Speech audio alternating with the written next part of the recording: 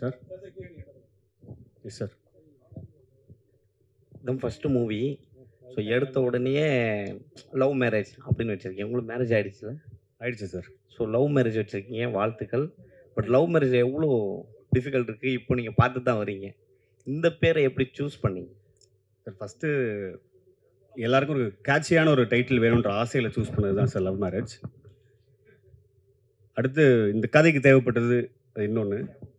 And எல்லாருக்குமே மேரேஜ்னாவே வந்து love marriage தான் ஒரு எக்ஸைட்மெண்ட்டான ஒரு விஷயமா இருக்கும். அரேஞ்ச் மேரேஜ்ன்றது ஒரு போரிங்கான விஷயம் தானே. ஸோ அதனால் இன்ட்ரெஸ்டிங்காக இருக்கும்ன்ற ட்ரஸ்ட்டில் சூஸ் பண்ணுறது தான் எல்லாருக்கும் பிடிக்கும்ன்ற ட்ரஸ்ட்டில் யூஸ் பண்ணுறது. வாழையை நுழையிறதுக்கு ஈஸியாக இருக்கும்.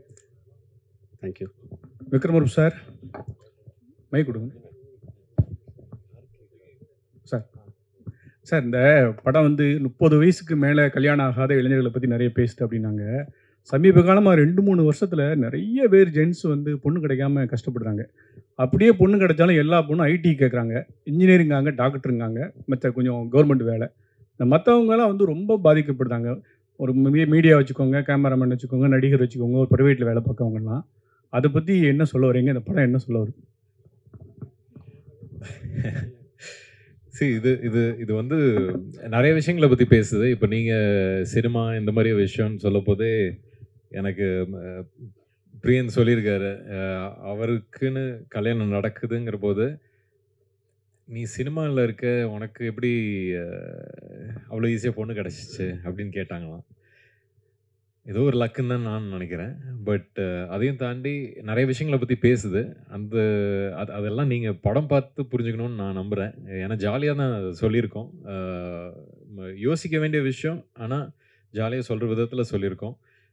நான் இப்போ ஏதாவது சொல்லுவேன் ஜாலிக்கு, அப்புறம் அதை எடுத்து வேறு ஏதாவது பிரச்சனையாக்கி விட்டுருவீங்க.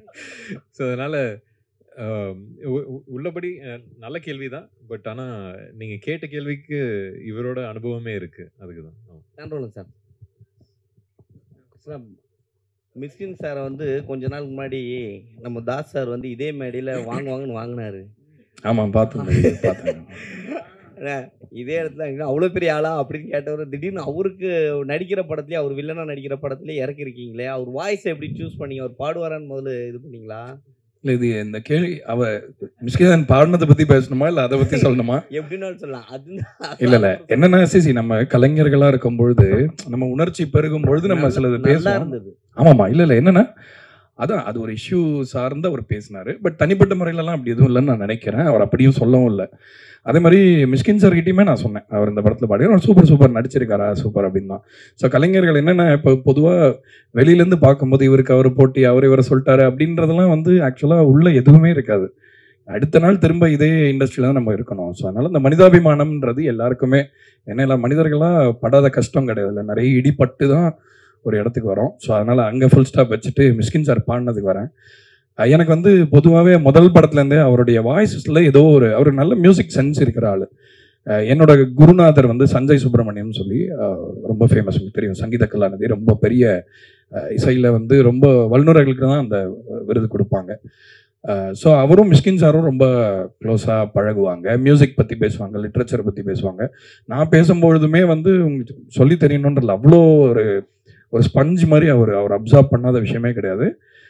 மியூசிக்னு வரும்பொழுது அவர் சிலது எதிர்பார்ப்பார் இல்லையா. ஸோ அந்த தயக்கம் இருந்தது. இந்த பாட்டை அனுப்பும்போது என்னடா சூப் சாங் அனுப்புகிறோமே அப்படின்ற ஒரு சின்ன தயக்கம் இருந்தது. பட் அதை கேட்டுட்டு வந்து அவர் அது மியூசிக்